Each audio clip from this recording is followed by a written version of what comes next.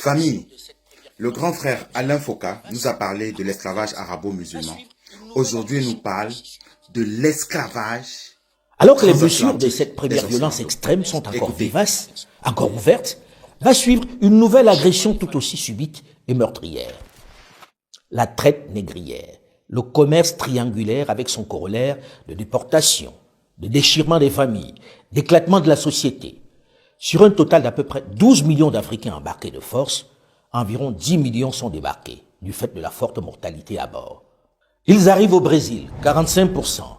Dans les Caraïbes britanniques, françaises, néerlandaises et danoises, 37%. En Amérique espagnole, 11%. Et en Amérique du Nord, 4%. Les esclavagistes inventent des raisons scientifiques et morales pour justifier leurs actes. Ils en appellent, encore une fois, comme les arabo-musulmans, à l'infériorité naturelle des nègres et s'appuient cette fois-ci sur la Bible. Ils disaient devoir convertir les Africains au christianisme pour sauver leurs âmes. Mais la véritable raison qui a motivé le commerce du bois d'ébène et l'esclavage était le profit. Il fallait une main-d'œuvre nombreuse et résistante pour produire la canne à sucre, le café, le coton, le tabac, l'indigo. Toutes les denrées coloniales qui ont enrichi durablement l'Europe. On va donc déporter des dizaines de millions de personnes pour aller travailler comme des bêtes de somme, comme des outils dans les plantations de coton et de canne à sucre en Amérique. L'épisode parmi les plus violents de l'histoire du monde, dans lequel certains révisionnistes s'emploient à rappeler qu'il s'est fait avec la complicité des Africains. C'est une évidence. Mais je leur rappelle que c'est aussi vrai que la déportation de milliers de Juifs vers les camps de concentration nazis en Allemagne a été facilitée par la collaboration de milliers de Français, d'Anglais, d'Allemands, de Belges et même de quelques centaines de Juifs. Et pourtant, cela ne fait pas que le crime de la déportation et de l'Holocauste soit imputé aux Français ou aux Juifs. Ce sont les Allemands nazis qui en portent la responsabilité. Bref, ce commerce des êtres humains à grande échelle des Africains va vider le continent noir des millions de bras valides. La plus grande hémorragie humaine de l'histoire du monde. Malgré cela, malgré ces immenses douleurs, ces insupportables déchirements, au XVIIIe siècle, les mêmes vont revenir sur les lieux de crimes de leurs ancêtres, les Européens. Et encore une fois, ils vont y pénétrer comme dans du beurre, avec presque la même facilité. La raison pour laquelle nous nous sommes battus pour notre indépendance, c'était à cause des problèmes que nous avions avec les colons blancs. Ils nous méprisaient, nous manquaient de respect au point que nous avons appelé un petit garçon, non, monsieur. Et la dame de la maison, si vous n'utilisiez pas ces titres,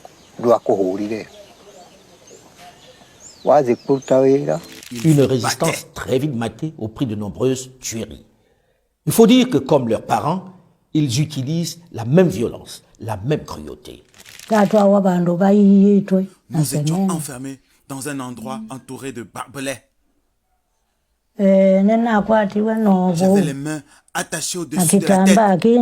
J'avais les yeux bandés, les jambes attachées ensemble. Ensuite, une bouteille a été insérée dans mon vagin. Après qu'ils aient inséré leur bouteille en moi, je me suis évanouie, inconsciente. Lorsque j'ai repris conscience, j'ai réalisé que j'étais à l'hôpital King George. C'est eux qui ont été arrêtés et ont été battus sans pitié. Le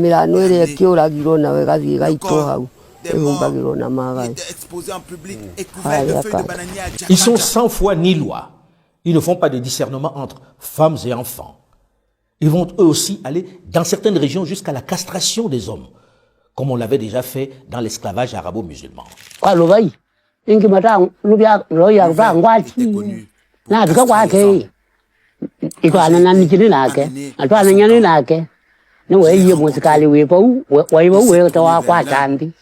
De ces gars, on a dit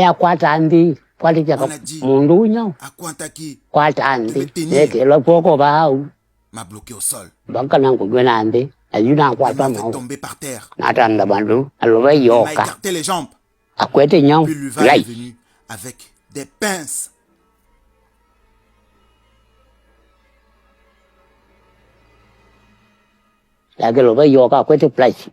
Luva est venu avec la pince et a touché mes testicules.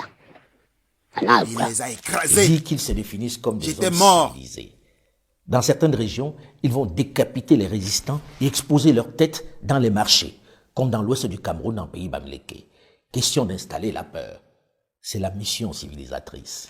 C'est M. Finkielkraut qui dit « On a apporté la civilisation aux sauvages ». Quelle civilisation? C'est l'ère de la colonisation. Famille, je crois qu'on a écouté l'essentiel. Je vais conclure en vous disant ceci. Toutes ces informations, nous les avons déjà suivies.